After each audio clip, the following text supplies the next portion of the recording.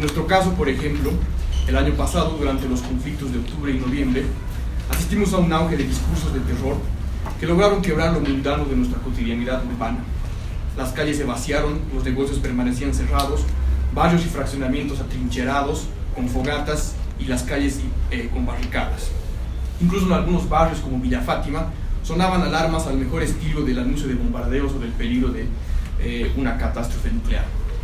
Estábamos frente a un panorama de la talla de la literatura distópica. ¿Acaso este no es un ambiente que se puede equiparar a lo que sucede hoy en las grandes metrópolis chinas como Wuhan, por todo el pánico generado por el coronavirus? Escenas que parecen sacadas de la literatura y del cine de ciencia ficción, donde la cotidianidad acostumbrada del capitalismo, el movimiento acelerado, el consumo desenfrenado, todo se ve interrumpido abruptamente a causa de una amenaza fantasmagórica que muy probablemente no es más que un exceso al que nos entregamos gozosos. En el primer caso, la amenaza histórica del otro, el indio, el salvaje, el bandido. En el segundo caso, la amenaza de un microorganismo cuyo origen todavía es un misterio y cuya capacidad de devastación de la vida maximizamos irreflexivamente. En ambos casos nos hallamos frente al sentido más común del terror, aquello que no comprendemos. Ahora bien, ¿qué relación tiene esto que señalo con el tema del poder? Pues tiene todo que ver. Por supuesto, no me interesa ingresar en el argumento trillado o más automático del condicionamiento social, pues en ese caso estaría concediendo a una idea liberal que existe una voluntad individual primordial que es necesario resguardar. En todo caso, me interesa ir más lejos para provocarnos. El auge y la propagación de estos discursos paranoides y perversos sucede con éxito porque las personas gozamos estos discursos. Considerando estos ejemplos y lo que he señalado, ingresemos en materia. ¿Cómo evitamos caer en la abyección reaccionaria de estos discursos que se generan sentido común y al mismo tiempo distorsionan nuestras relaciones sociales? En nuestro caso, por ejemplo, asistimos a la reavivación de discursos racistas, prejuiciosos, añejos y reacciones teatrales profundamente abyectas. Por ejemplo, cuando recientemente el ministro Murillo afirma que los cocaleros carecen de moral porque violan a sus hijas y matan a sus hijos. Entonces, nuevamente planteo la pregunta: ¿cómo evitamos caer en lo más abyecto, lo más vil y lo más despreciable? Para comprender la relación discurso-poder en un sentido materialista, debemos atender a dos cuestiones: la impronta de las condiciones materiales de vida y, como consecuencia de esto, la ideología. En este caso, por supuesto, no me refiero a la noción de sentido común de ideología, sino a su sentido más amplio. La ideología son todos aquellos relatos y nociones que determinan la manera en cómo percibimos, entendemos y experimentamos el mundo.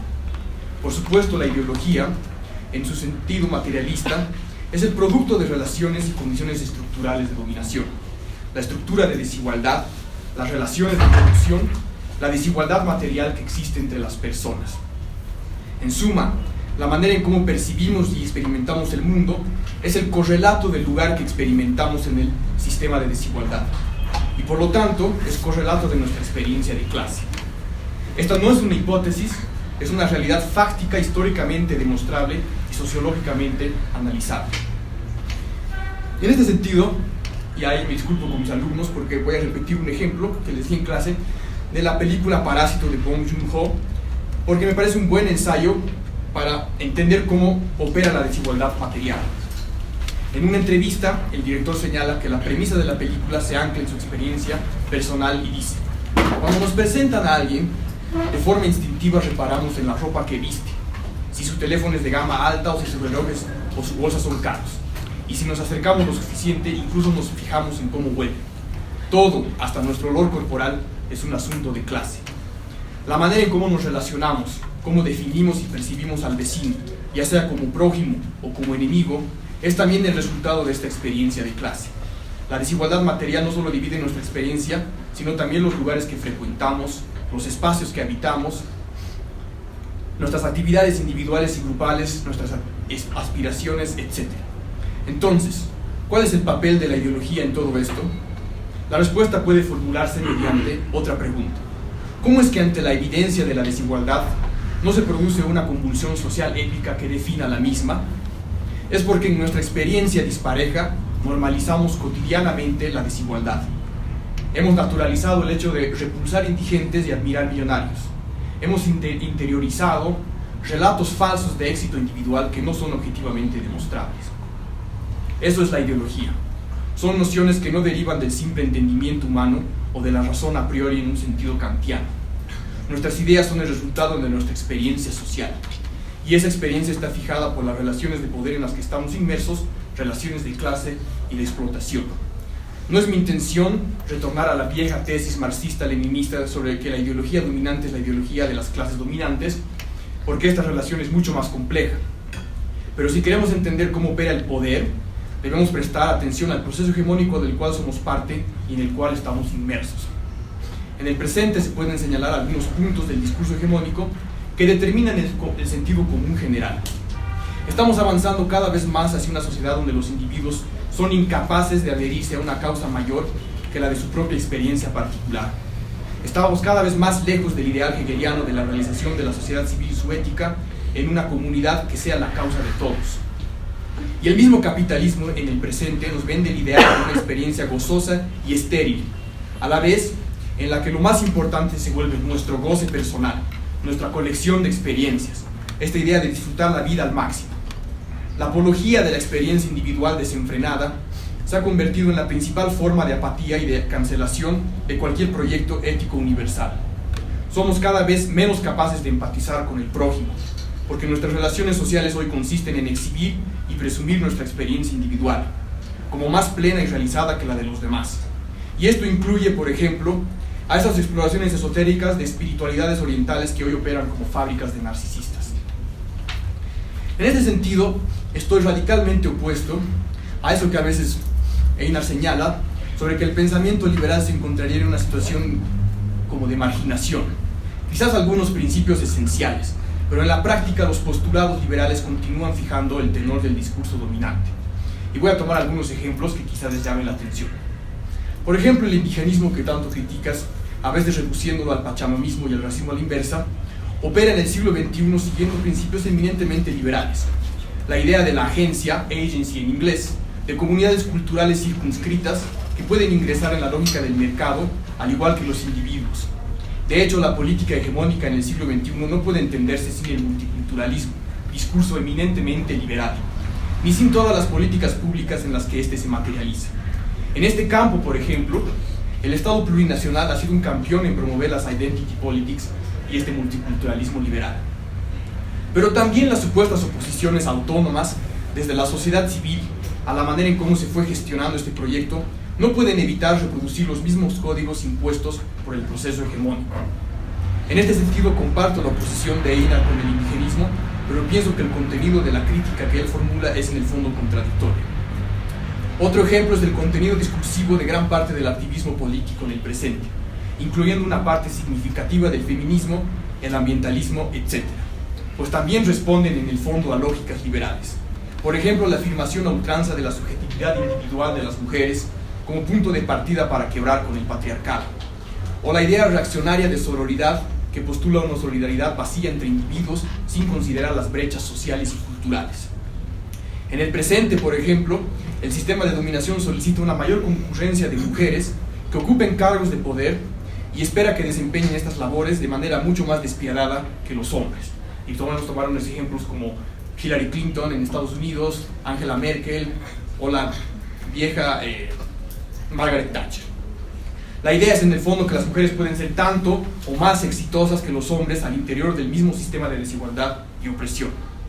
En lo que respecta al ambientalismo, otro ejemplo, es igual, la idea de que el cambio inicia en cada uno y de que se podría subvertir la lógica devastadora del mercado a nivel global simplemente a partir de cambiar nuestros hábitos de consumo y nuestro estilo de vida. Esta es una propuesta ideológica por excelencia. Se transfiere hábil y retóricamente la responsabilidad de lo que sucede a los individuos y se cancela toda discusión de fondo sobre los problemas sistémicos que debemos afrontar. Todas estas propuestas a las que me refiero, profundamente ideológicas, tienen como punto de partida la defensa de la actoría, o de la idea de agency en inglés, tanto de los sujetos individuales como de comunidades circunscritas. Por lo tanto, en lo sustancial son razonamientos que se acomodan a principios liberales. En consecuencia, postulan razonamientos que, por momentos, simplifican la cuestión y reducen la discusión sobre lo que deberíamos hacer a eso que Marx denominaba robinsonadas. Ahora bien, retomemos al tema inicial que les propuse. el auge de discursos paranoides y perversos. En esta parte les pido disculpas, pero por un momento me voy a poner un poquito más teórico. La ideología dominante, en el marco de todo proceso hegemónico, no domina sencillamente, o no es simplemente impuesta, sino que busca generar consensos, o un sentido común compartido por todos. Esta es la principal característica del concepto de hegemonía en un sentido propiamente gramsciano. Es decir, que no tiene lugar una simple imposición ideológica, sino que los sujetos, nosotros, abrazamos la ideología y determina nuestra experiencia. Por ello es que, como he demostrado, incluso aquellos discursos que se plantean subvertir el sistema de desigualdad utilizan los mismos códigos provistos por el discurso hegemónico. En consecuencia, salvo en los momentos de crisis, tenemos una convivencia relativamente quieta, normalizamos la desigualdad y su violencia cotidiana. Esto no por el relato fantástico de algún contrato social, ni por el movimiento espontáneo de la razón, sino porque estamos inmersos en un proceso hegemónico donde desde diversos campos de la sociedad se van construyendo sentidos y consensos aparentes. Y porque, como ya señalé antes con insistencia, nuestro lugar en el escalafón social, nuestra experiencia de clase, determina también nuestra comprensión y nuestra experiencia del mundo.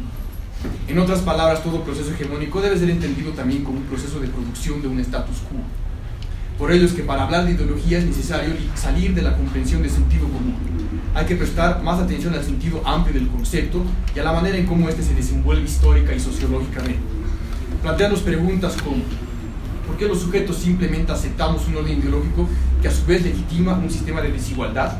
La respuesta es por sentido común. En este entendido, y a diferencia de lo que algunos plantean sobre que el sentido común debería ser el punto de partida para evitar los excesos ideológicos, yo les propongo la idea de que el sentido común es también una dimensión ideológica por excelencia. Nuevamente, porque esto tiene que ver con todo lo que he señalado sobre cómo nuestro entendimiento y nuestra experiencia están determinados estructuralmente. Entonces, ¿qué es el sentido común? El sentido común, citando a Gramsci, es la filosofía de los no filósofos, la comprensión más básica que todos nosotros tenemos sobre lo que sucede y lo que hay. Por lo tanto, el sentido común no piensa, simplemente reflexiona en torno a las certezas básicas con que cuenta. Por ejemplo, esta admisión de la identidad indígena en su sentido multiculturalista actual. En muchos lugares del país, durante los últimos 14 años, se hizo de sentido común asumir la identidad indígena con todo lo que ello implica y se convirtió en una carta para acceder a derechos especiales y proyectos financiados ya sea por el Estado o por otras entidades. Este es un ejemplo fundamental en nuestra experiencia boliviana sobre cómo opera el sentido común. Y este es el problema también con el sentido común, que es cotidianamente conservador. Por sentido común todos defendemos primero el status quo o nuestra versión de este, por lo menos hasta que se haga evidente su insuficiencia y su crisis. Por ejemplo, el auge del discurso paranoide y perverso que invadió las ciudades durante los conflictos de octubre y noviembre, cuando se hablaba de hordas salvajes y grupos vandálicos. Pero también el discurso esencialista de cierto aymarismo que fundamentaba, por ejemplo, su defensa de los símbolos aymaras en ideas monolíticas y ahistóricas de identidad. Por ello que se trata de discursos paranoides y perversos. ¿A qué me refiero? ¿Cuál es la principal característica de la perversión según el psicoanálisis? El sujeto perverso es aquel que no cuestiona sino se aferra a las certezas básicas y dominantes. Se queda en las esferas o dimensiones de estos discursos religiosos, folclóricos y del sentido común. El fascismo, por ejemplo, es un discurso eminentemente perverso. La idea de que existe un pueblo-sociedad armónicos cuya armonía solo se ve interrumpida por un enemigo externo, el judío, el extranjero, el inmigrante, el indio, etc. Esto debería llevarnos a observar con cuidado el contenido de estos discursos. El temor a la horda salvaje imaginaria, el temor al migrante chino o cualquiera que provenga de Asia ahora, porque en ambos casos está la posibilidad de que se vea alterada nuestra armonía. Dicho sea de paso, todo discurso que postule la armonía de algo, de la sociedad, de la política, de la economía, es en el fondo un discurso perverso. Ya sea que se hable del espíritu esencial del pueblo aymara, o de la democracia, o de la existencia de algún tejido social en riesgo de verse vulnerado, la idea de armonía es a priori reaccionaria. Es por lo mismo que al inicio me permití señalar que el auge de estos discursos paranoides perversos no pueden reducirse al simple condicionamiento social. En este sentido, y para que no queden dudas sobre mi crítica a la defensa de esta idea de agencia individual del liberalismo, no niego de ninguna manera la existencia de la misma. Por supuesto que existe y siempre opera un cierto nivel de agencia. Pero esto siempre se da dentro de los marcos del proceso hegemónico.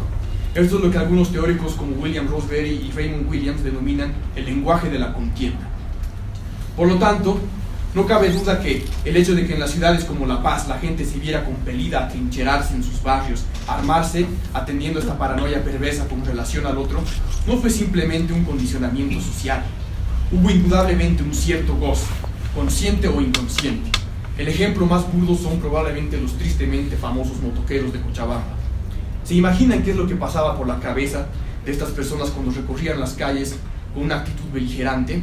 Desde luego todos esperaban encontrarse en algún punto con algún conflicto real y poder desplegar su deseo de pelear, etc. Este mismo goce es característico, por ejemplo, de la formación militar. No por nada tantos soldados estadounidenses que no ven realizado su apetito básico de ser Rambos de la vida real, terminan sus carreras con episodios de violencia doméstica y estrés postraumático. El auge de estos discursos paranoides y de fondos reaccionarios es posible precisamente porque alimentan goces perversos en los sujetos. El nivel de agencia, en estos casos ya sea digamos, extremos o que no llegan a lo extremo, ¿no? El sujeto goza precisamente porque se entrega como objeto del discurso dominante reaccionario, o lo que en psicoanálisis se conoce como de sublimación represiva. Ahora bien, desde luego, este tipo de análisis no debería ser leído en un sentido maniqueo o de juicio de valor o de distinción entre el bien y el mal. Todos somos sujetos de la ideología dominante. Esto no debería de ninguna manera conducir a la simplificación de algunas corrientes conservadoras que paradójicamente coinciden con ciertas, digámosle, izquierdas que transfieren la culpa a los individuos. Por ejemplo, esta idea nuevamente del ecologismo, de que la responsabilidad está en uno mismo y uno tiene que cambiar primero para que pueda cambiar el sistema, etc. O la simplificación trillada y poco reflexionada de si eres de izquierda, ¿por qué interactúas en el mercado o por qué utilizas tecnología? Por un lado, estas simplificaciones demuestran una incomprensión total del análisis materialista. Por otra parte, la transferencia de culpa al individuo carga un contenido ideológico perverso, bastante claro. Si tú no eres capaz de cambiar, quiere decir que el mismo sistema de desigualdad es incuestionable. Desde luego, en este nivel estoy atacando abiertamente aquellas estrategias argumentativas que recurren a sofismas precisamente para anular cualquier posibilidad de pensamiento crítico. Y en este nivel mi consejo para los jóvenes estudiantes de filosofía, ciencias políticas, etc. es en el ejercicio de discutir filosofía y de filosofar, también tienen que tener el cuidado y la capacidad de identificar y zafar de los sofismas, cuya argumentación, cuando se ve desprovista de razón y fundamentos, recurre a estrategias retóricas para evadir la cuestión de fondo, optando por trivialidades y tautologías. Sigamos. A diferencia del discurso perverso, la histeria ofrece mayores posibilidades de emancipación. El discurso histérico, siguiendo a Lacan, es aquel que cuestiona las certezas, que cuestiona los designios del gran otro, es decir, la ideología dominante. Es por ello, por ejemplo, que la política feminista es esencialmente histérica. Y esta no es una caracterización peyorativa, no me malentiendan, sino todo lo contrario, precisamente porque la histeria se opone a la subjetividad que le ha impuesto el orden patriarcal. ¿No es acaso esta también la principal característica de la filosofía? La filosofía, en un sentido hegeliano, es eminentemente histérica. Consiste en plantear preguntas hermenéuticas sobre cuestiones concretas de nuestra experiencia para salir de las contradicciones del simple entendimiento o del sentido común. ¿Qué son preguntas hermenéuticas? Por ejemplo, en lugar de preguntarnos en términos grandilocuentes ¿qué es el poder?, deberíamos plantear esa pregunta con relación a nuestra experiencia, nuestros predicamentos. ¿Cómo opera el poder en el momento actual? ¿Cómo determina nuestra experiencia, nuestras relaciones? ¿O cómo incide el poder en la construcción de nuestra propia subjetividad? Esta pregunta, por ejemplo, es la que diferencia radicalmente una reflexión perversa de una reflexión histérica. Aplicada, por ejemplo, a la cuestión de la identidad, por ejemplo, un indianismo ilustrado e histerizado se preguntaría ¿por qué soy lo que dices que soy, indio?, en lugar de afirmar una esencia india que operaría reprimida detrás del discurso hegemónico. Entonces, Juan Pablo, sí, ya vas a pasar. Sí, es la última hora. Entonces, retomando mi pregunta inicial, ¿qué hace falta para salir de las constricciones, de los discursos perversos, de los límites conservadores del sentido común? Pues hace falta filosofía, no una filosofía erudita y estéril que se limita a discutir corrientes de pensamiento y autores, sino una filosofía militante. En este punto me afirmo expresamente hegeliano. Lo que hace falta es filosofía, pero una filosofía estérica.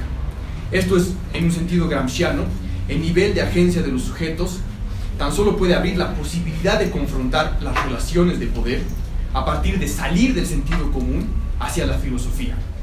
Por supuesto, esto solo es posible a partir también de modificar las estructuras de la desigualdad.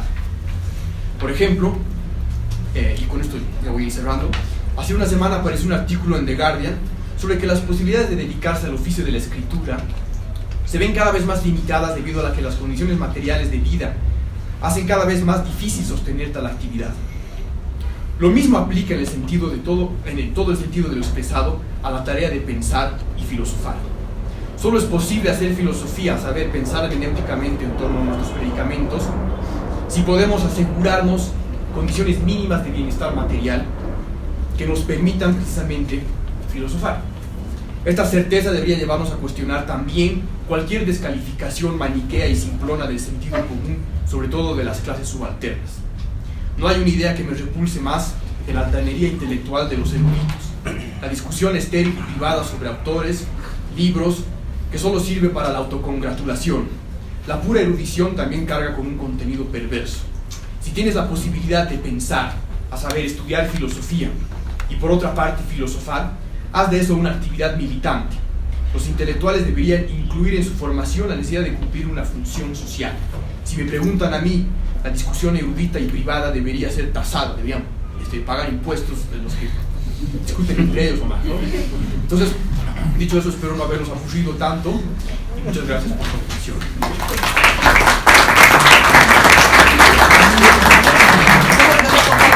Ahora vamos a dar paso a la exposición de Edward.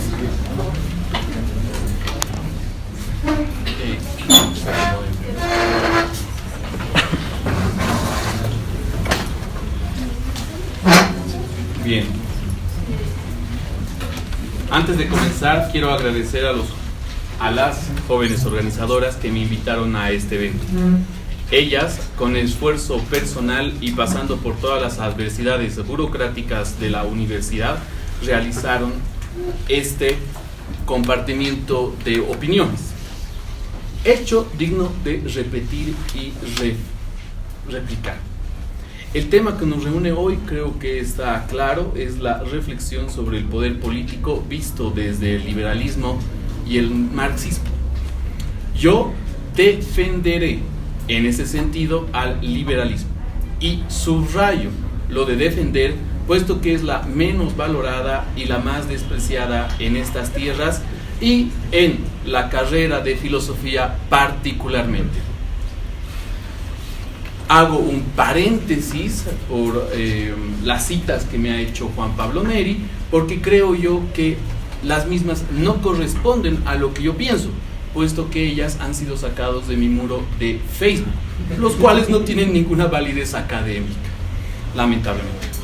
Esta actitud negativa, vuelvo al tema, contra el liberalismo es comprensible, porque primero se confunde esta con el neoliberalismo, acto eficientemente realizado por grupos izquierdistas y progresistas, acompañados de los medios masivos de comunicación y el gobierno de turno para adquirir apoyo de las masas. Segundo, porque se adquiere ventajas comparativas entre pares para beneficiarse de programas, proyectos y cargos, sean estos públicos o privados, mermando, por el contrario, la construcción de una comunidad plural, diversa, pero sobre todo eficiente y competitiva. La diferencia entre el liberalismo y el neoliberalismo, ojo acá que hago una pequeña descripción, nace, mejor dicho, por Walter Lippmann, que manda llamar a un grupo de economistas y pensadores liberales a un coloquio donde se concentraron para discutir sobre la situación económica de la Gran Depresión de Estados Unidos. En ese coloquio se acuñó el neologismo de neoliberalismo en un contexto dominado por las posturas socialistas para dar un empuje a las libertades individuales. Fuera de ese contexto, el término de neoliberalismo vuelve en los años 80 y 90 como una etiqueta para desprestigiar las políticas de países que se sustentaban o se regían en el sistema capitalista. Ejemplos de falsas equivalencias o de falacias lógicas, por ejemplo, pueden ser: 1. El neoliberalismo aboga por la reducción de impuestos y gastos públicos. El expresidente Ronald Reagan redujo tanto los impuestos como el gasto público. Por tanto, el gobierno de Ronald Reagan es neoliberal. O 2. El neoliberalismo aboga por la reducción de impuestos y gastos públicos. Deng Xiaoping, junto al partido que conduce, redujeron los impuestos y el gasto público. Por tanto, en una cuestión de neologismo básico, Deng Xiaoping es un gobierno neoliberal. Cierro aquí el paréntesis.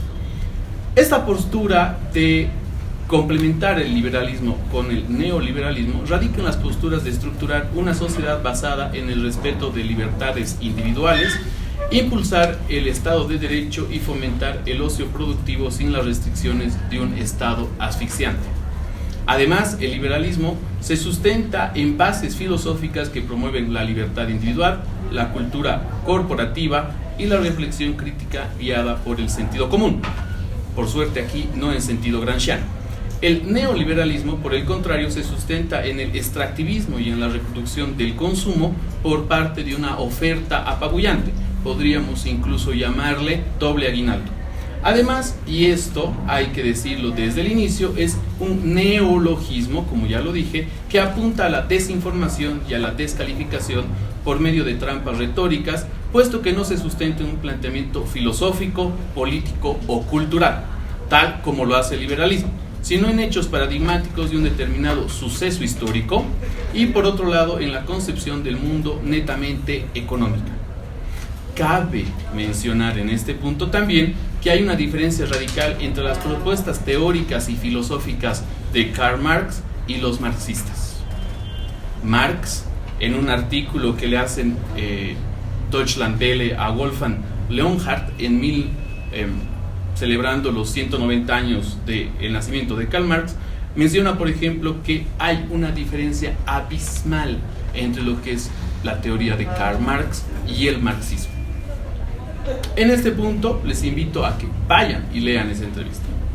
El primero de estas diferencias es una propuesta filosófica sobre cómo entender la realidad y la sociedad. Eso es Marx. Los marxistas, por el contrario, son un grupo de intérpretes y ejecutores de la propuesta de Marx. En ese sentido, muchos marxistas han distorsionado, modificado y degradado la maquinaria teórica de Marx. Uno de los primeros maquinadores de manipular las ideas de Marx fue, lamentablemente, Friedrich Engels, el amigo cercano a Marx. Esto lo podemos saber con mayor detalle en la excelente revisión que hace George Lukács, el húngaro filósofo, sobre este tema. Pero volviendo a lo que nos compete. La diferencia de marxistas y liberales en relación al poder político se puede notar, por ejemplo, en la construcción de países que quisieron los liberales clásicos, que propusieron, mejor dicho, los liberales clásicos del siglo pasado en nuestro país, frente a los nacionalistas, populistas y autoritarios de los gobiernos del 52 hasta nuestros días. Cabe mencionar acá que no estoy haciendo una defensa a ultranza de las severas equivocaciones que hicieron los liberales antes del 52, sino que estoy colocando como una etiqueta provocativa para el debate a futuro. La relación entre estas dos propuestas frente al poder político puede tener un desajuste para nuestro análisis, puesto que el segundo es altamente complejo frente a los otros que son concretos. Sin embargo, se puede realizar algunos análisis empíricos si nos enfocamos en la estructura administrativa, en la relación del individuo frente al poder político y en las propuestas culturales e intelectuales.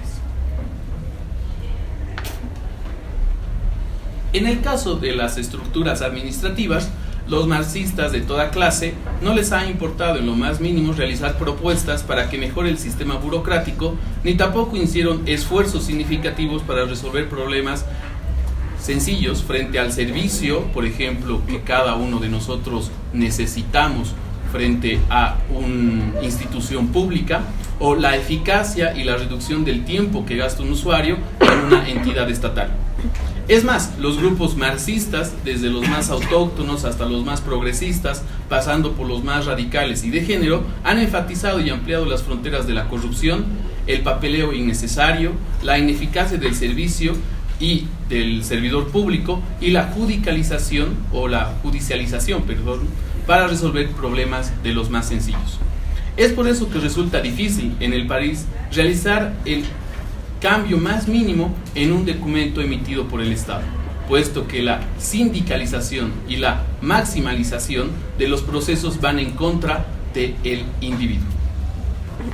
La relación del individuo frente al poder político desde la propuesta marxista, en contraposición de la liberal, ha menoscabado los derechos de los primeros por los segundos.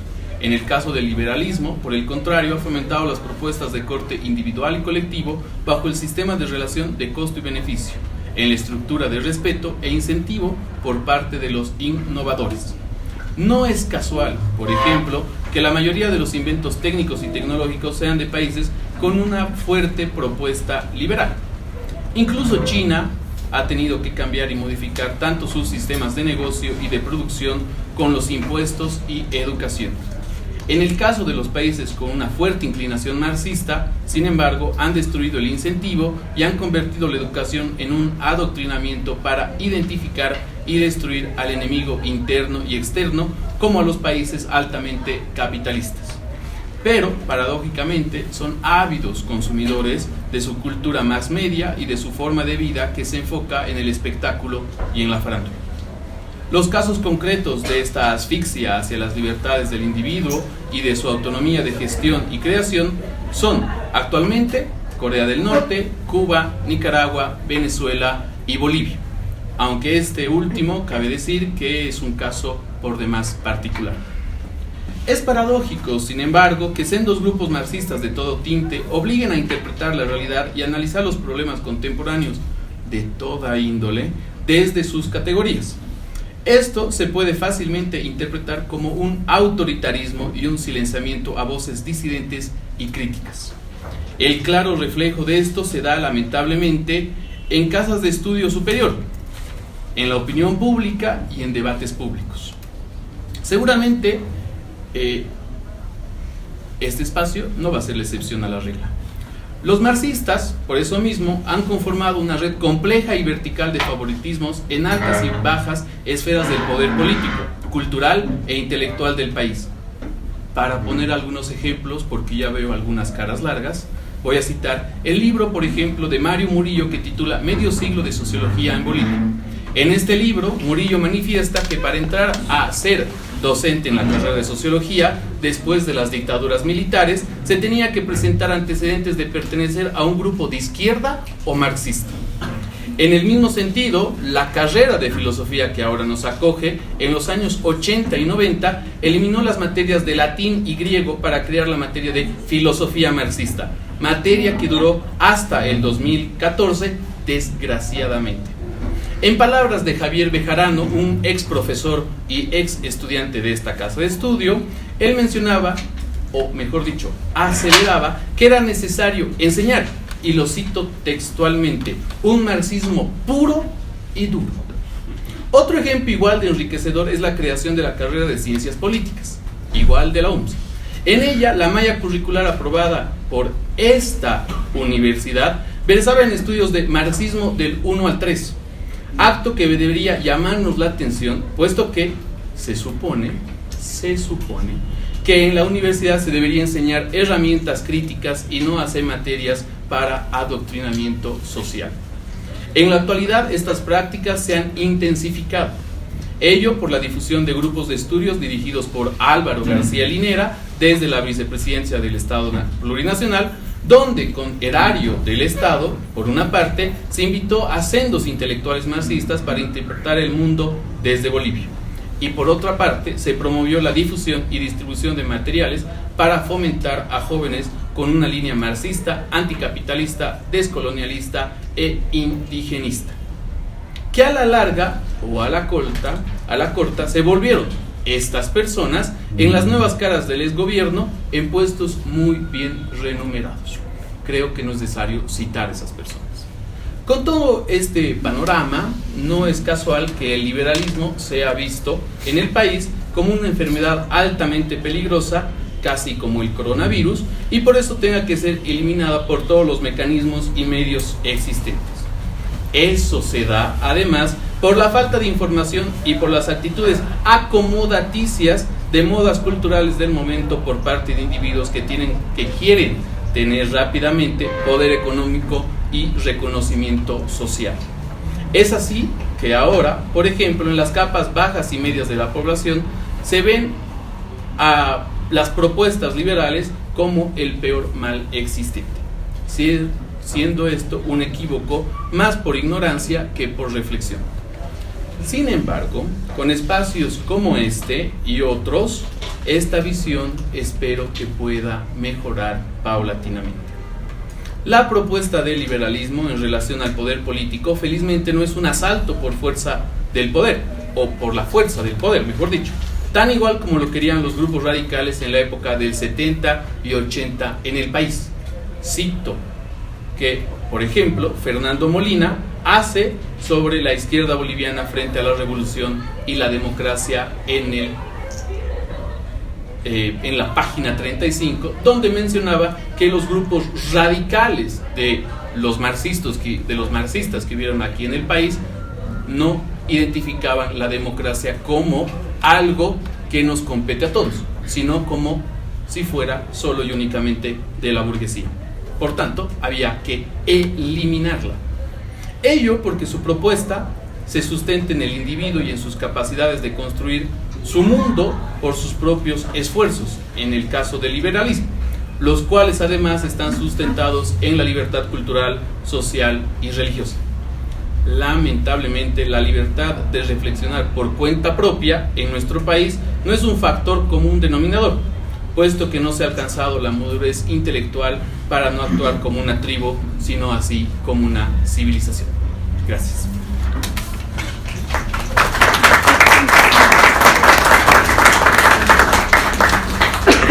En este punto, ambos han expuesto sus posturas y aquí iniciaríamos la etapa del debate. Y voy a iniciar yo haciendo énfasis a una parte que mencionaba Einar, que es aquellos países que han ejercido el liberalismo son potencias económicas y reconocidas mundialmente. El liberalismo, según algunos autores como Bobbio, asegura la individualidad de las personas y también asegura la democracia y el derecho a la libre opinión. En tal caso le planteo la pregunta al señor Juan Pablo Neri. Perdón. Señorito todavía. El liberalismo asegura estos derechos individuales en las sociedades. Y me estoy basando específicamente en Bobbio, que asegura que mientras haya liberalismo va a haber democracia y va a asegurar el derecho a la libre opinión. El marxismo cumple esta misma labor en las sociedades, asegura la democracia. Bueno, para responder a esa pregunta, en realidad yo quisiera responder las ideas que has puesto ahí. Vas a... 2 minutos y medio de pregunta y 2 minutos y medio a la... Ya, está bien. Ahora puedo yo escoger el orden de cómo... Claro. Ya, perfecto. Entonces, por un lado, me disculpo si te cito en tus posts de Facebook, ¿no? Aunque sabes lo que dicen, ¿no? Sobre la realidad virtual, ¿no? En las redes sociales muestra a la persona que realmente es, ¿no? Bueno, pero yo no voy a entrar en el ejercicio de defender el marxismo o los marxistas, porque es algo que nunca he hecho y no me interesa hacer, ¿no? Lo que sí, y estoy de acuerdo contigo, me interesa más el análisis materialista, ¿no? Que sería la propuesta que tú llamas filosófica de Marx. que más no solamente es una propuesta de filosofía, sino también teórica y metodológica, ¿no? Y en ese sentido me llama la atención nuevamente esta idea, ¿no? Que es por la que tú me reclamas que te haya citado, pero lo has confirmado en tu exposición, sobre que habría como una carrera contra el liberalismo, ¿no? Y has citado, por ejemplo, el tema de la academia, etc. Y a mí me llama la atención eso porque quizás, claro, esto es una experiencia bien particular de la carrera de filosofía y otras carreras en Bolivia, ¿no? Pero a nivel global, ¿sí? Lo que yo he visto en las universidades del norte, en Centroamérica, en otras universidades latinoamericanas, es que el debate académico está centrado en la idea de agencia, ya sea de los individuos, de grupos, colectivos, pueblos indígenas, etc. Incluso ya estamos en el nivel de hablar de la agencia de los objetos, ¿no? La ontología basada en los objetos. Y esos son los debates dominantes en el mundo académico a nivel global, ¿no? Y en ese sentido, bueno, quizás no es el caso en Bolivia, pero el análisis materialista, o lo que se conoce ahora como economía política, considerando que además las carreras de economía, por ejemplo, en las universidades, en la Universidad Católica, universidades privadas, no cuentan con esa materia, ha sido muy completamente relegado. Y eso lo puedo decir por experiencia propia, ¿no? Es decir, poder dialogar con profesores que puedan debatir desde la economía política abiertamente, etcétera, se ha vuelto muy complicado. Entonces ahí voy a la respuesta a la pregunta, perdón, de Soledad. Entonces, bueno, esta idea del individuo me parece siempre problemática y un relato fantástico, ¿no? Es decir, donde objetivamente demostrado se puede afirmar que es un Estado que ha protegido al desarrollo individual y que ha conllevado a, qué sé yo, el desarrollo de sus potencialidades, etc., ¿no? Eso para mí es objetivamente indemostrable, ¿no? Y podemos tomar ejemplos concretos y armar el debate en torno a eso. Y mencionaban el ejemplo de China y su verdadero libertador, que ha sido Deng Xiaoping, ¿no? Pero en el caso de China no sé si se puede afirmar que es un Estado liberal, más bien me parece que es como una historia de éxito del comunismo en el siglo XXI. Atendiendo a la idea marxiana, para no caer en la idea de los marxistas, ¿no? Que pensar las postrimerías del capitalismo no tiene que ver con retornar a sociedades esenciales, comunales, etc., ¿no? Sino tiene que pensarse a través de la transformación de las fuerzas productivas. Entonces, de alguna manera, pensar, digamos, el comunismo implicaría pensar un capitalismo sin capitalismo. ¿Cómo logramos todo ese avance del capitalismo sin la parte problemática que tiene que ver con las relaciones de explotación, la desigualdad, etc., ¿no? En ese sentido, a mí me parece, y seguramente ahí coincido con Einar, que sí, China es un ejemplo sin precedentes en la historia de la humanidad, como un país en 30 años se convierte en una potencia, como tiene una clase media que estalla numéricamente y que ahora tienen incluso hábitos de consumo que son equiparables a los de cualquier otro país europeo, ¿no?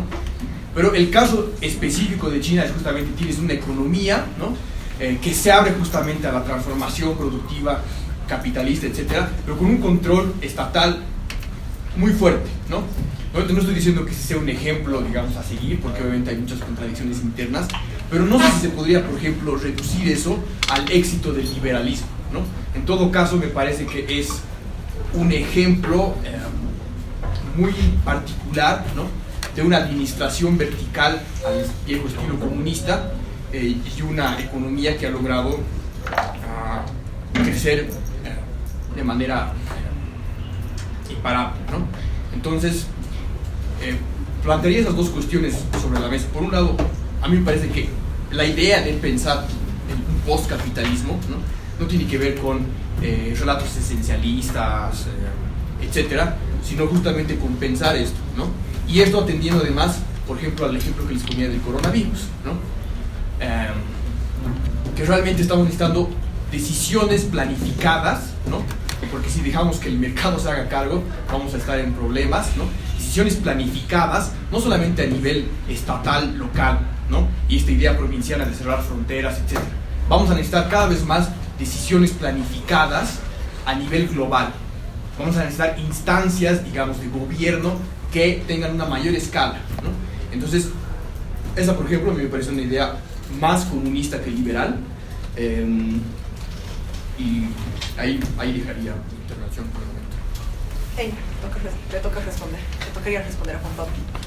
O a lo que acaba de decir. A ver,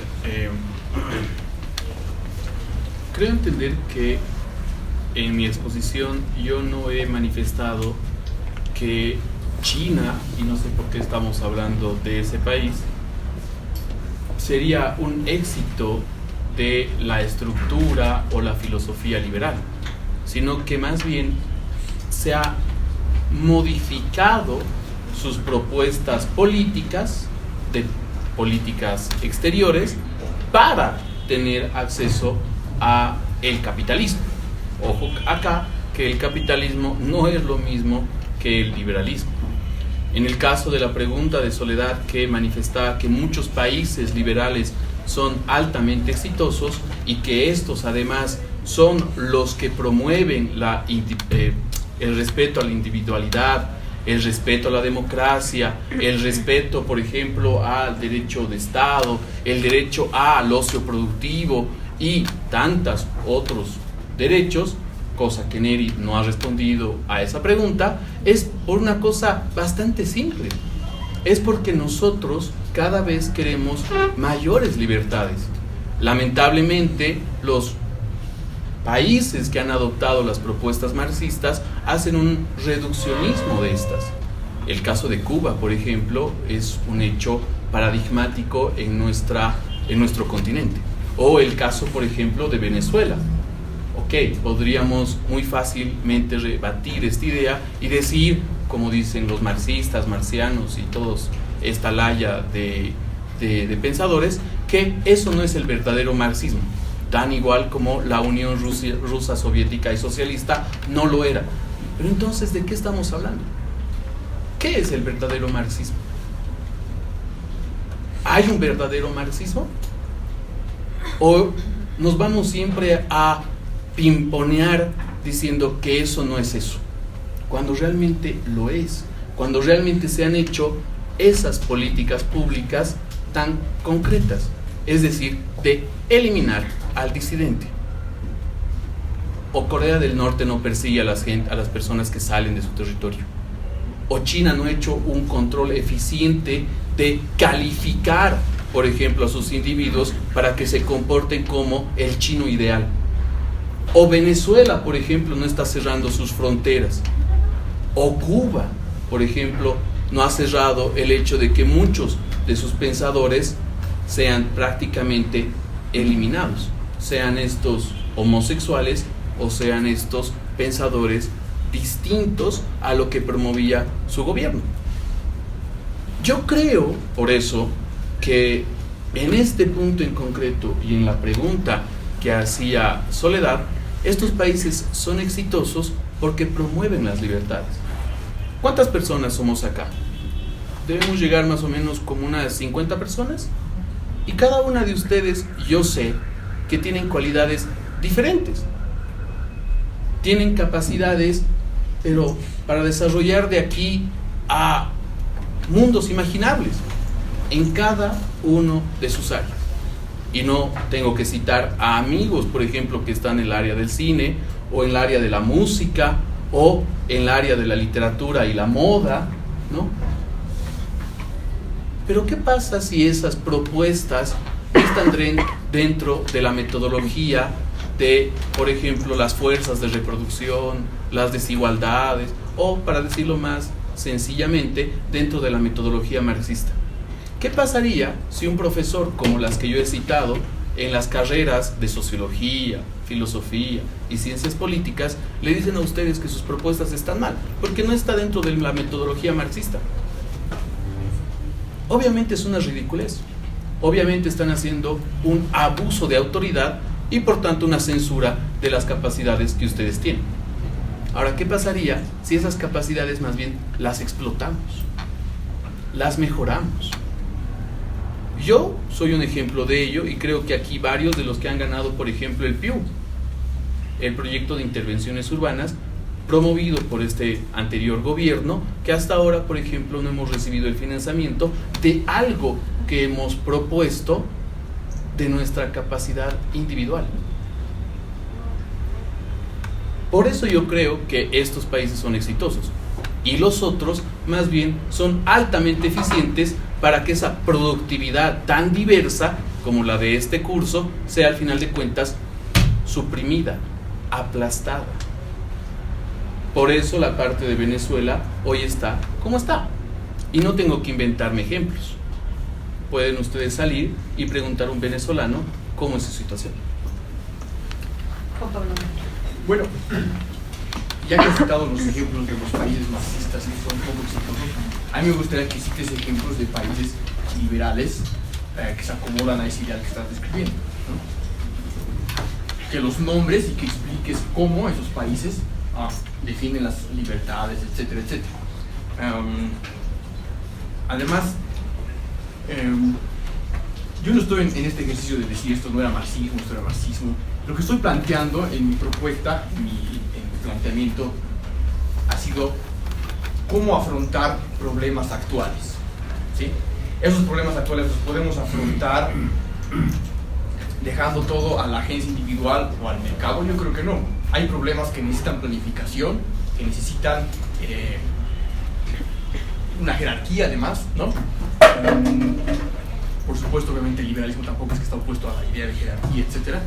Pero me gustaría que cites ejemplos donde países exitosos, ¿no? Porque han defendido las libertades, las potencialidades individuales. Incidentalmente me parece chistoso que cites el tema del PIU, que lo hizo según tú un estado que era marxista. Yo no sé qué de marxista tenía realmente el estado plurinacional o qué de marxista tiene el estado venezolano. También estaría bueno que lo expliques, porque por lo menos en sus políticas económicas se acomodan bastante y se han acomodado bastante al modelo dominante global del mercado, etcétera, ¿no? División global del mercado, etcétera, etcétera. Entonces, esa es la pregunta que le plantearía a Ina. ¿Cuáles son esos países exitosos, liberales, donde, además, cuál es en esos países la relación entre proteger las potencialidades del individuo que deriva en un exitoso país? Bien.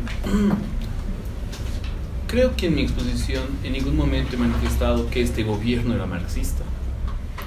Si se encaja, por ejemplo, en el hecho de que este gobierno está dentro de una estructura geopolítica global, obviamente se tiene que regir bajo una sociedad altamente consumista, sea esta la más exitosa. Pero sí es insinuado, ¿no? Has dicho Venezuela, Bolivia, Nicaragua. Juan Pablo, por favor.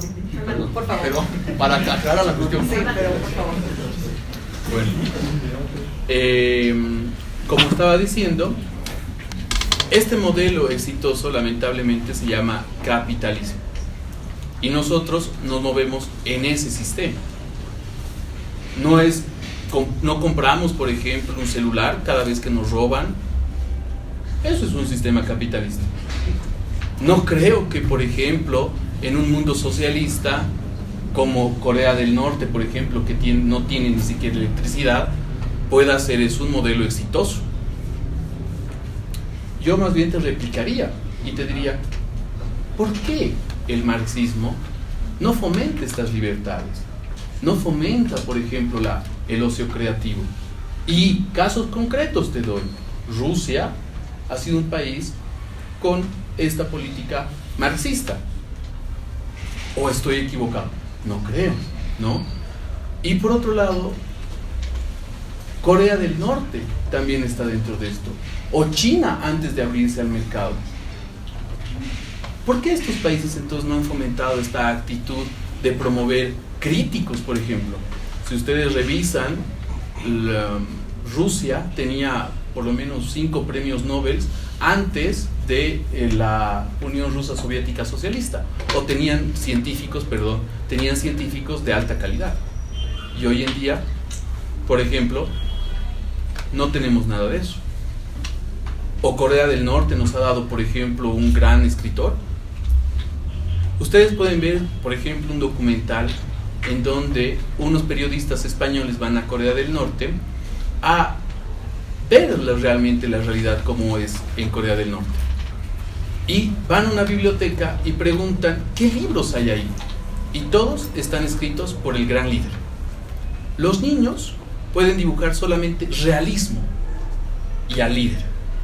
No pueden dibujar surrealismo, no pueden dibujar abstraccionismo, no pueden dibujar absolutamente nada, ¿sí? Sino que proviene más bien de este nacionalismo japonés. Se inspira en este nacionalismo japonés, ¿no? Que justamente predica la superioridad de la raza japonesa, que es una idea que plantean los norcoreanos, ¿no? Esta idea de un líder luminoso, etcétera, etcétera.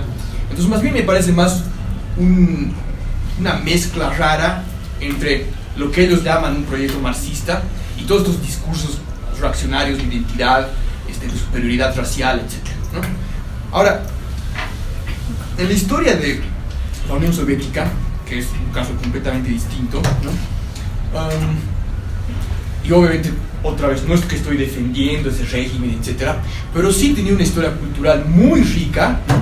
Que se ha visto más bien silenciada por esta retórica, esta narrativa triunfante, ¿no? De un mundo gris donde todo es igual, etcétera, etcétera, a diferencia del mundo liberado donde todo es colorido, las identidades se manifiestan, etcétera, etcétera, ¿no? Y de hecho la historia cultural de la Unión Soviética es bastante interesante en términos de producción cultural, cine, pintura, danza, etcétera, etcétera, ¿no? Y lo mismo pasaba, y es interesante notar como, por ejemplo, en la Alemania socialista, ¿sí? ¿no? Cuando se rompe el muro de Berlín, ¿no? Se generan así como, digamos, disputas sociales, ¿no? Porque llegan un montón de bohemios, ¿no? Bailarines, artistas, etcétera, etcétera, a convivir con este mundo ordenado, organicista de la Alemania occidental, ¿no? Y hasta yo he conocido varias personas de esa época mayores, ¿no? Pues yo vengo de la Alemania Oriental, ¿no? Los más buenos tipos, ¿no ven? Súper abiertos en sus expresiones, en su manera de ver el mundo, etcétera, etcétera.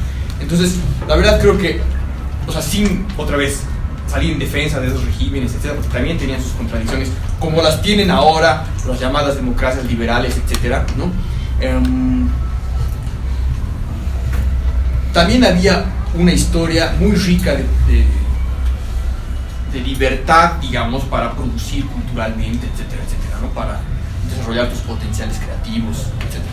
Entonces, digamos, para responder a tu pregunta, ¿no? Y obviamente, otra vez, para salir, digamos, de esta estrategia retórica, yo no estoy defendiendo regímenes marxistas, porque además me cuesta mucho identificar regímenes que se puedan denominar propiamente marxistas, ¿no? Sino atendiendo los desafíos que vienen hacia nosotros, ¿sí?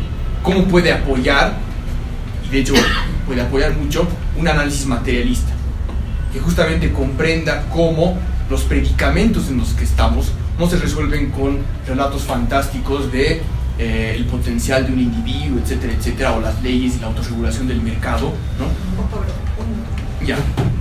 Sino que estamos frente a desafíos que tienen un origen histórico en contradicciones, ¿no? Que justamente son esas contradicciones que estos relatos de la economía clásica, etcétera, etcétera, y eso es lo que he estado insistiendo mucho en las clases, por ejemplo, son relatos, ¿no? Que no observan procesos históricos y sociológicamente complejos, ¿no? La historia del capitalismo también es una historia de mucha violencia, ¿sí? Y es una violencia que ha sido hábilmente encubierta justamente por un discurso, digamos, de éxito individual, liberal, ¿no? El mercado se va autorregulando y va generando las potencialidades de los individuos, etc., ¿no? Cuando vemos históricamente, esos relatos son fantásticos y la realidad es mucho más negra de lo que puedan presentar cualquier cuentacuentos.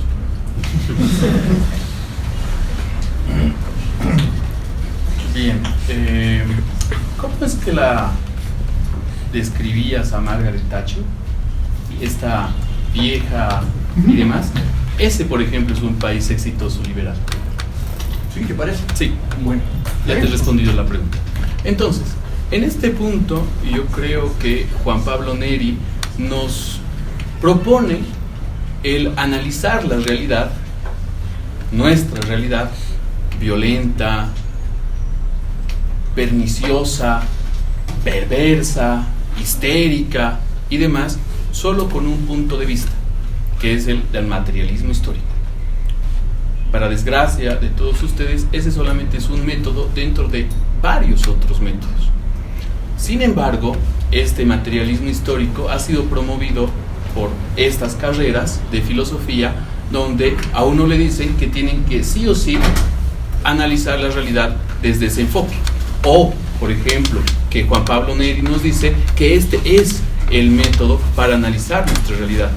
¿Será esto así?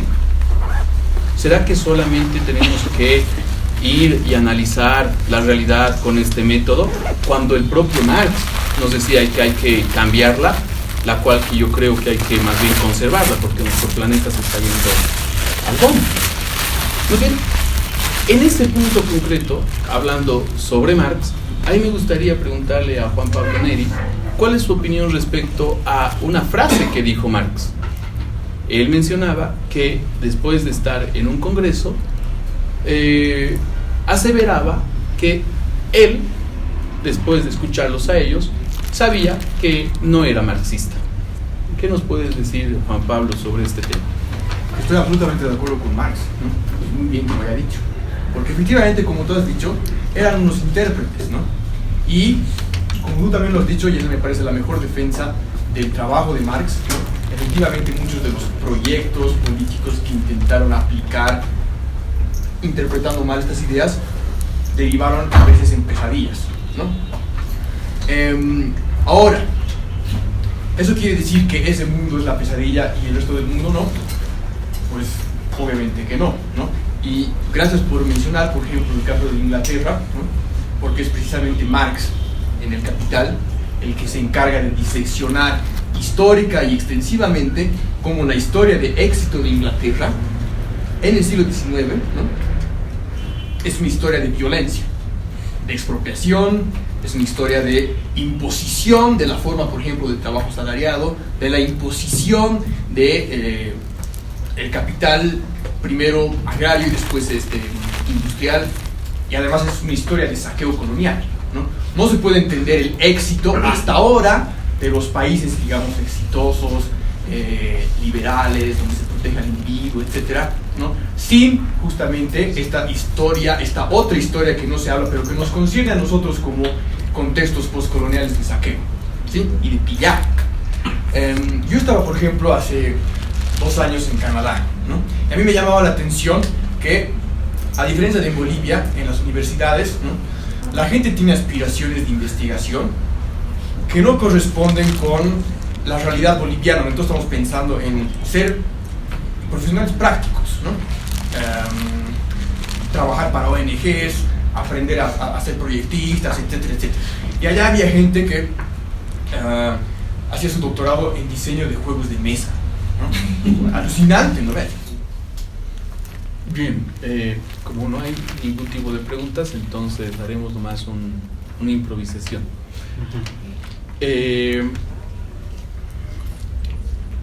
Ahí me gustaría poner en debate lo que he anunciado, el hecho de que en las carreras universitarias de nuestro país se promueva más esta corriente del marxismo, no como una propuesta teórica, la cual yo creo que es valorable del marxismo, ¿no? Sino como una propuesta ideológica, como una propuesta de que el individuo sí o sí tiene que comportarse de esa manera porque tiene que ser un sujeto revolucionario.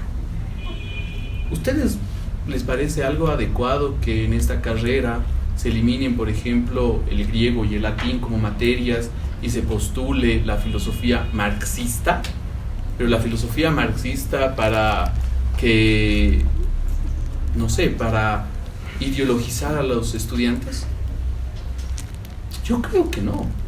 Yo creo que más bien debería haber una pluralidad de pensamientos y no una enfatización en uno solo. Lamentablemente en esta carrera se ha enfatizado también no solamente en la filosofía marxista, porque en el nuevo plan de estudios del 2014 ahora hay filosofía andina, como si fuera algo total y completamente alejado de nuestro entorno, como si fuera algo total y completamente alejado incluso de la filosofía boliviana. Vuelvo a preguntarles, ¿ustedes creen que es correcto que una carrera, cuando inicia su vida académica, de marxismo 1, 2 y 3? Pero no, como lo que dice Neri, que comparto, que es esta cuestión de analizar y comprender críticamente la realidad, sino más bien para ideologizar, para condicionar. Incluso muchos docentes de esa época se sienten contentos por semejante hazaña. ¿Es correcto eso en una universidad? ¿Es correcto incluso que en el país, en los debates presidenciales y políticos, se confunda el liberalismo con el neoliberalismo? Y que todo aquel que defiende el neoliberalismo directamente se lo tache como facho, como neoliberal. El caso del doctor Mancilla, por ejemplo, que es un digno representante del liberalismo, creo yo, por los artículos que he escrito. Por ejemplo, a él varias veces, en varias conferencias, lo han puesto como facho. O, por ejemplo, el caso de Sergio Antesana, que en algún momento hemos conversado, y él decía que porque cantaba trovas, directamente era, ¿cómo decía Sergio? ¿Socialista? Entonces, ¿cómo podemos comprender la realidad si caricaturizamos al mismo marxismo o al mismo proyecto teórico de Karl Marx? ¿No sería entonces hacer, en este caso lo adecuado, un revisionismo del mismo, en vez de atacar a ultranzas y de manera deliberada al liberalismo? Ustedes, supongo que la gran mayoría son estudiantes de carreras diversas. ¿Alguna vez han escuchado liberalismo económico o derecho liberal en las carreras? Yo creo que no. ¿Alguna vez han escuchado, por ejemplo, no sé, en filosofía liberal? Ahí acabaré. ¿Puedo decir algo, no? Por favor. Bueno. De hecho, o sea, porque a mí me llama la atención, porque, o sea, no me llama la atención, pero, o sea, como que me alivia, ¿no? Porque al final creo que tu preocupación tiene que ver con lo que está pasando aquí en la universidad, ¿no? De aquí salen los estudiantes para claro, afuera, claro, ¿no? La Es mi preocupación. Específicamente la carrera de psicología, así como en inducción, digamos, ¿no? Entonces, está bien, digamos, ¿no? Es una cuestión válida, ¿no? Pero, claro, que obviamente que nos distancia del debate que se ha planteado en las ponencias, etcétera, y bien podríamos debatir un siguiente debate sobre las peripecias y tribulaciones de la carrera de filosofía, ¿no? Y obviamente estoy de acuerdo contigo con la caricaturización del marxismo, etcétera, ¿no? Porque así como hasta ahora en la UNCE se sigue leyendo el manual de economía política de Guillotín, y no hay una lectura propiamente hecha de la obra de Marx, ¿no? Pero si tú te vas a la Universidad Católica, por ejemplo, solamente, o sea, el punto de partida es este manual de relatos fantásticos de Marx, ¿no? No hace falta decir economía liberal porque ya sabemos que ahí toda la formación es liberal, ¿no? Entonces quizás podrías invitar a profesores de la Católica para que vengan acá o ayuden a purgar de este marxismo caricaturesco a la UNSA, ¿no? Eso me parece una cuestión válida. Pero para plantearte una pregunta, digamos así como que puedas elaborar ideas, ¿cómo ayudaría esa que tú llamas filosofía liberal, ¿sí? Ahora, con estos predicamentos que vamos teniendo no solamente a nivel local, sino a nivel global, ¿no? Crisis climática, un crecimiento de una desigualdad, pero además violenta, por ejemplo, ¿no? Olas de migrantes en Europa, etcétera, etcétera, ¿no? ¿Cómo estos grandes problemas globales los podríamos solucionar desde lo que tú llamas la filosofía liberal? Yo por suerte soy una persona bastante recatada y no me hago preguntas sobre lo que pasa en el mundo, porque lamentablemente no van a ser escuchadas. Entonces lo que me compete a mí es analizar mi entorno inmediato, es decir, lo que pasa en Bolivia. ¿Para qué necesito decir, por ejemplo, cómo puedo solucionar las estructuras migrantes de África y de los africanos al cruzar el Mediterráneo y llegan a la bota de Italia? No me sirve y tampoco me interesa. Creo que no me compete el hecho de que esas pobres personas estén sufriendo de esa manera, pero sí me compete, por ejemplo, el hecho siguiente: ¿a quién voy a ayudar? ¿A un venezolano que me está pidiendo en el multicine limosna? ¿O a una potosina que no tiene, por ejemplo, los medios materiales de subsistencia? Eso me compete a mí. Me compete preguntarme, por ejemplo, y no como de la manera caricaturesca para expurgar o exorcizar los males del marxismo de la universidad. Por eso hay el Colegio Abierto de Filosofía, al cual has asistido y te voy a invitar para que hagas una exposición. Claro que sí. Pero lo que yo creo en este punto, entonces, con esos problemas. En este punto, yo creo, por ejemplo, que el hecho es de que cada uno, desde su individualidad, debe promover, obviamente, lo que más le gusta.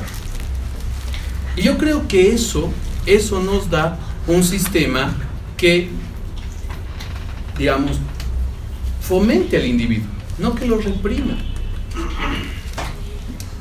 En el caso de que reformulas la pregunta, ¿cómo ayudaríamos? Yo creo que la mejor solución, por ejemplo, es acercarnos a los venezolanos y saber que hay dos sistemas de personas venezolanas que vienen acá. Uno, por ejemplo, los venezolanos que piden limosna y que han visto una manera eficiente de tener recursos económicos de la manera más sencilla. Alzar la mano es sumamente práctico.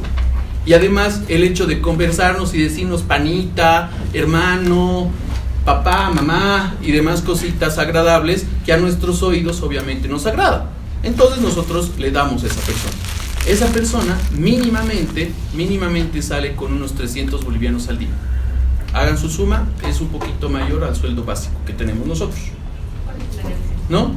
Por otro lado, por ejemplo, está los otros venezolanos. Los venezolanos que compran dulces y venden, los venezolanos que se meten, por ejemplo, a empresas de construcción, a venezolanos que en la zona sur, por ejemplo, están vendiendo hamburguesas, o venezolanos que, por ejemplo, en varios colegios están trabajando. Ese es otro tipo de venezolanos. En el caso de los potosinos, haremos la misma comparación con los venezolanos que piden limosna. ¿Acaso no es un hecho concreto que estos potosinos se alquilaban niños para que nuestros sentimientos hagan que les demos un poquito más de dinero? ¿Acaso no es un hecho lejano que estos mismos potosinos ponían algo en la comida de los niños para que duerman todo el día? O de los perros, hoy en día ya han cambiado la metodología. Entonces, ¿por qué no preguntarnos de esas cosas y dar algún tipo de respuestas? Muchas veces yo les he ofrecido algún tipo de ayuda en cuestión de trabajo, pero ellos no quieren, porque ven mucho más rentable el hecho de pedir limosna en la calle. Un trabajo, obviamente, bien remunerado y exitoso. Lo que a mí me gustaría preguntarle a Neri es: ¿qué historia no ha sido altamente violenta? Tú recalcas que la historia del capitalismo y la historia de la humanidad ha sido violenta, pero ¿qué historia no ha sido violenta? ¿Qué historia de personajes individuales que han progresado no ha sido violenta? Disney, tal vez. O sea, hay dos cuestiones que acabas de plantear que son muy problemáticas, ¿no? Por un lado, el argumento que esa se confirma liberal de los pobres y pobres que quieren, y precisamente la propuesta que yo hago es cuáles son las condiciones históricas y sociológicas que han hecho que las personas sean pobres en primer lugar, ¿no? Entonces obviamente puedes distinguir un venezolano de otro, ¿no? Pero si no consideras justamente qué condiciones previas a la migración, qué condiciones sociales y demás lo han empujado a uno y a otro, entonces estás simplificando, ¿no? Y esa simplificación es peligrosa porque entonces entramos en este discurso reaccionario de repulsión de los que piden limosna, ¿no? Que a veces no tienen ni papeles y por lo tanto no pueden trabajar realmente, ¿no?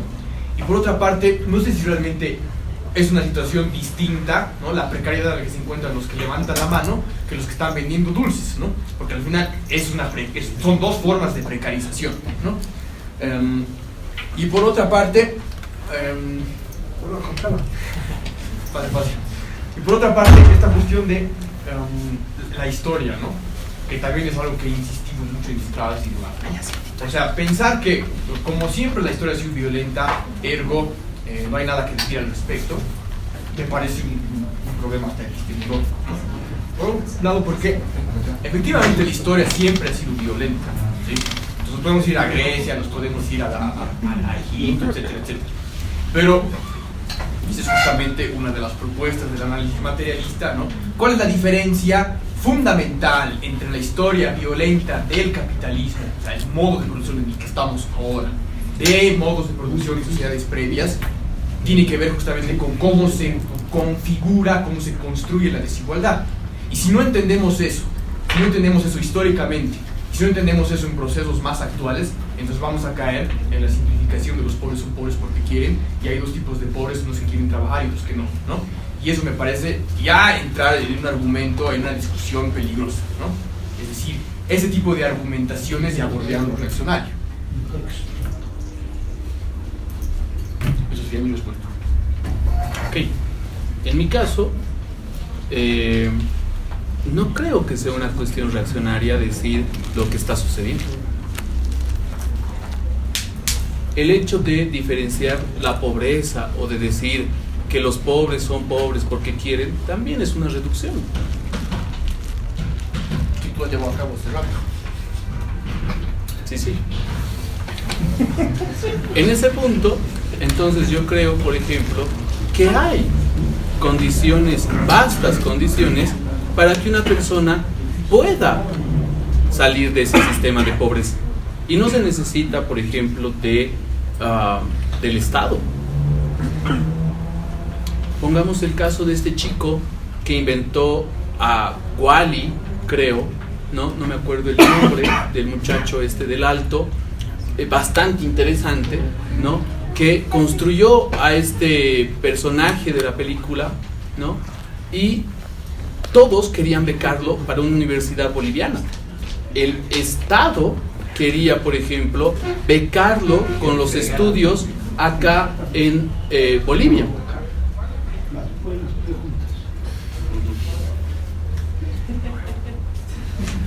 Siga, sí. Adelante. Ya, gracias. Yus Pagara. Y este muchacho, cuando le hicieron la entrevista y le estaban dando su certificado de beca completa en Universidad Boliviana, dijo: perdonen, discúlpenme, pero no gracias, porque lo que yo estoy apuntando es una beca extranjera, donde tenga mayores posibilidades. Me pregunto acá, ¿qué es lo que hemos hecho nosotros para darle algo a él? ¿Nos hemos preocupado en él?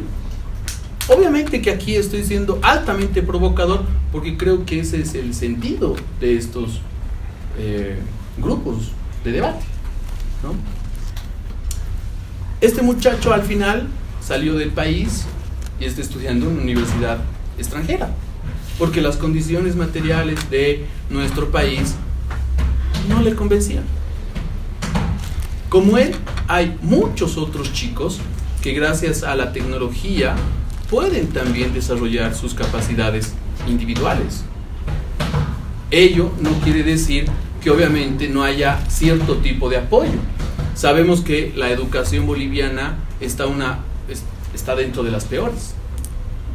¿Pero acaso nosotros no somos producto de ello? ¿Y acaso nosotros con esa educación deficiente no estamos donde estamos? Si nos preguntamos a cada uno si hacemos una encuesta a cada uno de ustedes, obviamente ustedes han tenido N tipos de deficiencias en muchas cosas. Aquí acabo.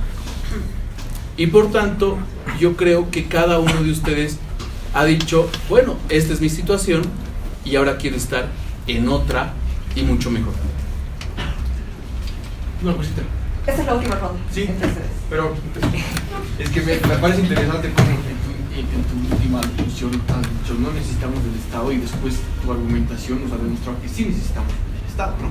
Necesitamos justamente de un Estado que mejore las condiciones educativas, que brinde condiciones para estudiantes que pueden estudiar acá.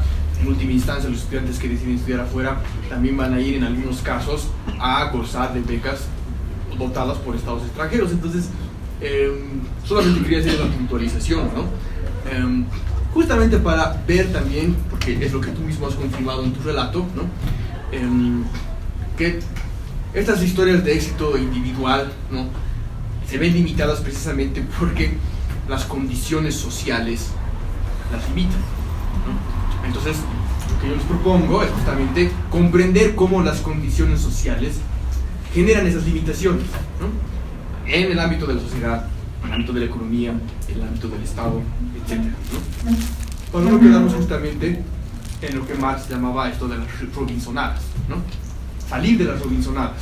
El análisis social tiene que ser más amplio, y ahí nos damos cuenta que, ¿no?, esta historia individual vista hacia atrás y hacia adelante tiene un montón de determinaciones sociales que van a, perdón por la redundancia, determinar la dirección hacia dónde va, ¿no? Entonces, también, y me parece que ahí hago una crítica también a lo que tú planteabas, hace falta un análisis que no sea simplemente sincrónico, ¿no?, sino que tiene que ver justamente las determinaciones históricas, sociales, etc., ¿no? No solamente en términos de la sociedad, sino también de la experiencia de individuos concretos, si queremos ingresar en ese campo. ¿Hay alguna respuesta? No. En este caso, entonces, inicia las preguntas de parte de ustedes. Si es que tuviesen alguna pregunta para uno de los expositores, pueden hacerla ahora.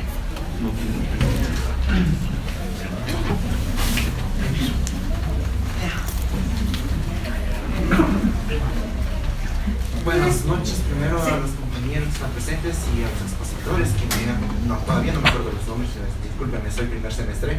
Me ha gustado el argumento que ha presentado sobre el pobre es pobre porque quiere, porque siempre me han colocado ese argumento cuando discuto con alguna persona, algún joven, pero no sé cómo explicar que esta persona es así, o sea, cómo lo identifican así, o sea, él lo ha identificado de esa forma, el pobre, ¿verdad? ¿Por qué esta persona lo identifica así? Eso es lo que me pregunto. Y esa sería mi preguntita. Ya. Me parece que es una pregunta más para Linda, pero la voy a responder con mucho gusto. Sí. Bueno, y lo que yo he estado planteando a lo largo de mi intervención y durante la ronda de los... Me imagino que eso ya eran los plazos, ¿verdad? Sí. Es precisamente para salir de este argumento reduccionista, ¿no?, del pobre es pobre porque quiere. Es necesario, obviamente no es todo, pero sí es necesario comprender cuáles son la experiencia social de esa persona, ¿sí? Entonces, no basta con decir que los potosinos no quieren trabajar, ¿no?, sino que lo que había que ver es justamente atender a, por un lado, cuál es la lógica detrás de esa decisión, ¿no?, y por otro lado, cuáles son las condiciones sociales que han llevado a que ese grupo específico de la población boliviana sean los que están mayormente en las calles pidiendo limosna, ¿no? Y ahí se pueden ver desde datos, digamos, históricos que daten hasta el siglo XIX, XX, etcétera, ¿no?, de cómo estas regiones, tanto por políticas económicas, digamos, regionales de ese lugar, como a nivel Bolivia estatal, ¿no?, han sido sistemáticamente empobrecidas y marginadas, ¿no? Y eso tiene que ver con políticas que han destruido sus industrias agrarias, ¿no?, históricamente, hasta el empobrecimiento por el ingreso de capitales mineros, etcétera, etcétera, ¿no? Obviamente eso no es toda la explicación, pero por lo menos te sirve para no caer en ese argumento simplón de el pobre es pobre porque quiere, ¿no? Es decir, observar la experiencia social de esas personas y de ese grupo también, pero no solamente en un sentido sincrónico, ¿no? Porque eso es justamente lo que yo estaba criticando por sentido común, Sí. ¿sí? Justamente cuando llegas, lo que ves es lo que entiendes, ¿no? Entonces, ¿cómo salir del sentido común? Precisamente planteando preguntas más amplias que te ayuden a salir de esa comprensión limitada, ese entendimiento simple, ¿no? Sí, porque él ha explicado primero lo que eran el lado bueno de estas personas, no ha explicado de lo que son, digamos, los venezolanos que se dedican a robar en la Buenos Aires, o en realidad el lado bueno de los potosinos, de que a algún lado sí hay muchas personas que sí se esfuerzan por salir adelante. No, más bien se ha dedicado en colocar un tipo de lente para que nosotros digamos, esto está mal así, o esto, para que lo veamos como él lo ve. Creo Para, que pregunta para mí. No, solo estaba afirmando lo que tú eres. Pero, Einar, ¿puedes tú también contestar? También Dar puedes, argumentos? Claro que sí. Dentro de lo que yo estaba manifestando no había una valoración de decir si son buenos o son malos, sino Sí, de lo que hacían, ¿no? Obviamente nuestro país y nuestra población es altamente diversa, Claro. ¿no? No podemos decir, por ejemplo, que el Camba es flojo porque quiere y por eso no trabaja. Y por eso el Coya va ahí y trabaja y le va bien. Sería un error, ¿no? En este caso, no creo que la provocación de este encuentro haya sido de explicar cuál debería ser la metodología correcta de cómo entender esos fenómenos. No creo. No creo que es el hecho de explicarnos, ok, hay ese potosino, pero hay que entender cuál es su proceso histórico y no sé qué, etcétera, sino de cuáles son las propuestas del liberalismo y cuáles son las propuestas del marxismo, Pero el no en potosino sentido es metodológico. Pues un individuo, ¿no? Fijémonos que el liberalismo se preocupa por los individuos. Claro que es sí, perfecto. claro que sí. No es que sea perfecto, no hay sistema perfecto, Claro, está ¿no? por humano. Ahora, Pero en este punto, por ejemplo, el liberalismo de varios países como propuesta, y eso tiene razón Neri, ¿no? Son más de socialdemócratas, ¿no? Son una mezcla entre el socialismo, ¿no? Sí. Y un sentido democrático, pero estos países son altamente, por así decirlo, eficientes en estructuras de servicios básicos, educación, salud, seguridad. Te pongo el caso claro, muchos de nuestros compatriotas bolivianos que están en Argentina tienen un seguro relativamente aceptable. Argentina, ¿qué es lo que pedía el Estado boliviano? Que les den ese mismo beneficio a los argentinos que viven acá. El Estado boliviano no ha querido hacer eso. ¿Por qué? Porque somos altamente burocráticos y esa burocracia viene lamentablemente por ideas o por ideólogos marxistas. Eso es lo que yo he atacado. Si esa señora potosina está ahí, es porque lamentablemente hay un grupo de altamente personas que se benefician en su localidad para no ayudarle. El caso, por ejemplo, concreto de inventar pueblos para beneficiarse uno. Y la justicia no ha hecho absolutamente nada, la boliviana. ¿Ha hecho, por ejemplo, una orden de aprehensión para este sujeto que se ha inventado y ha robado un montón de dinero al Estado? No. Y estaba dentro de según estos ideólogos, dentro de un sistema marxista. Esa persona debería ser arrestada y debería ser llevada presa, porque ha perjudicado a un montón de personas en salud, en educación, en seguridad, etcétera, etcétera, etcétera. Entonces, yo creo que ahí el liberalismo, por ejemplo, en la propuesta que te plantea, es decir, ok, este individuo tiene este potencial, pero hay que darle esta ayuda, que sería educación, salud, servicios básicos, etcétera.